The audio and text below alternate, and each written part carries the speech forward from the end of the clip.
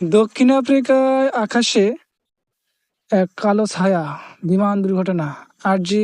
ভার্জিয়ান নামে একটা বিমান দুর্ঘটনা ঘটেছে। এই বিমানে একটা যাত্রী ছিল যে আল্লাহ আল্লাহ বলছিল। এই যাত্রী ব্যতীত আর কোনো যাত্রী এই বিমান থেকে বাসে নাই, সবাই মরে গেছে। শুধু এক মুসলমান ভাই, ফরেনার ভাই, তিনি আল্লাহ আল্লাহু আকবার বলে ডাকতেছিলেন, উনি শুধু বেঁচেছেন। দেখেন বিমানবালাদের কি অবস্থা। আসলে এখানে ধর্ম বিধর্ম নয়, সবাই আমরা মানুষ।